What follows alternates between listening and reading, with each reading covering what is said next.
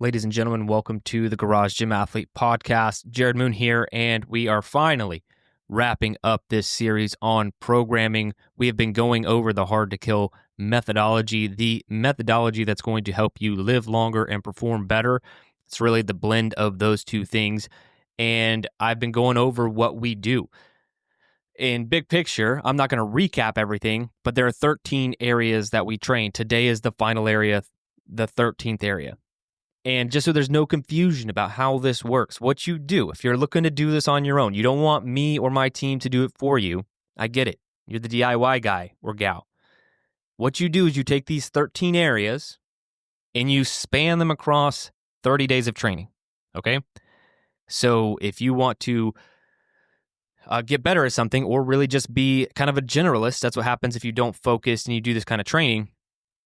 You're going to make sure you hit all 13 of these areas over a 30-day window. And that's it. That's the big picture here. So if you go back and you reverse engineer this, you start listening to it, and you want to do this, that's exactly what you're going to do. Now you're going to be like, well, I have some training sessions left over. Absolutely. And that's because that's where some specialization can be added in. And that's why we have different tracks at Garage Gym Athlete, like the Endure track for endurance training, or Shred for more body composition, Hard to Kill for being a complete generalist.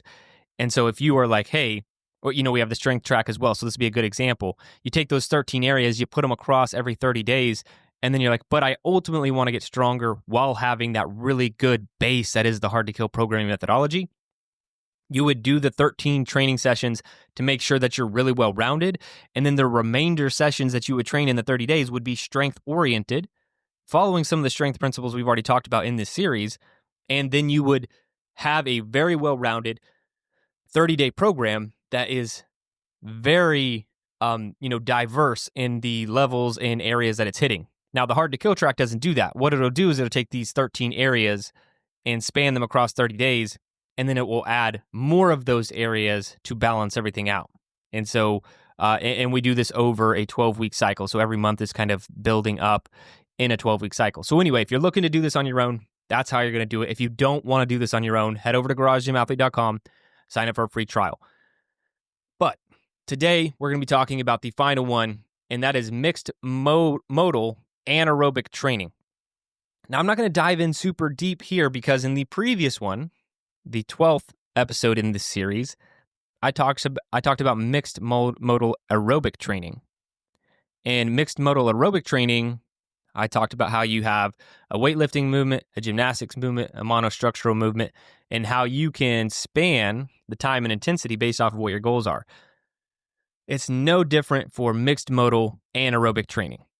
So the only difference here is anaerobic is we're trying to get very short duration, high burst, high intensity activities planned and something we will, work on. So this can be anywhere from 1 minute, 2 minute, 3 minute, 4 minute, 5 minute bouts, something around those lines. Okay. And so what you would do, give the same example I kind of did in the podcast on mixed modal aerobic training, is if you're doing a mixed modal anaerobic workout, and say we wanted to incorporate WGM, which is weightlifting, gymnastics, monostructural. So say for the weightlifting, we wanted to do back squat, gymnastics, we want to do push-ups, and monostructurals, we want to do running. Well, I'm going to be looking for something that can fit all of that within, let's say, 30 seconds to 2 minutes. And so I might have, let's just call it a minute right in the middle there. So I have to take that into account with everything. So I'm only going to be doing 3 reps on the back squat.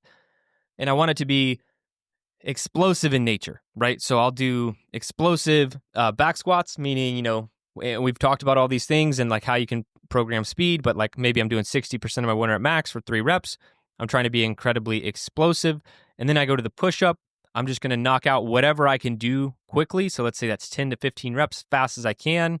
And then running, I'm going to sprint 50 to 100 meters. And this is all dependent on your fitness level, but let's say I'm done in a minute.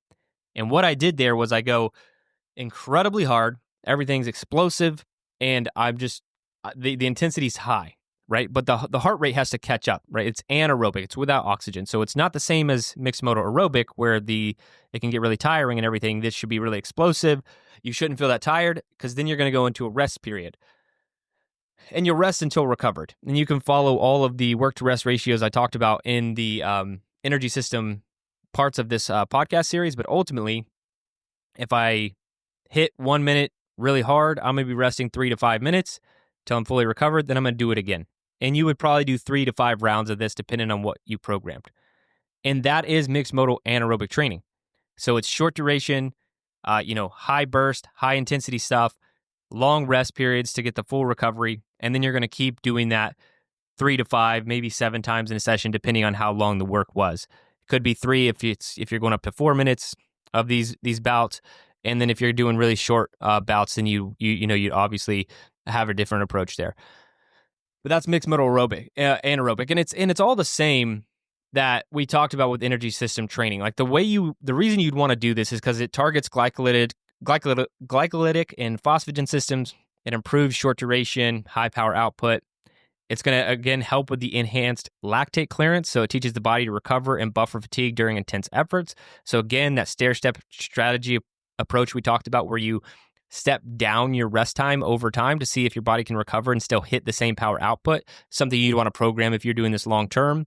You're going to have increased work capacity across modalities, increased power endurance. You're even going to be training your mental toughness. So mixed modal anaerobic training, very similar to aerobic in how it's programmed. The execution is just a little bit different. But that rounds out the series on programming. Short episode today. So if you are interested in the hard to kill programming methodology, go to garagegymathlete.com, sign up for a free trial. For all of our athletes who are already doing it, we really appreciate you.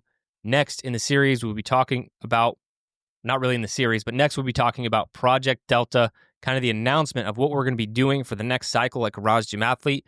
I'll talk about what it is, what it looks like, how you can be a part of it, but that's it for this one. Remember, if you don't kill comfort, comfort will kill you.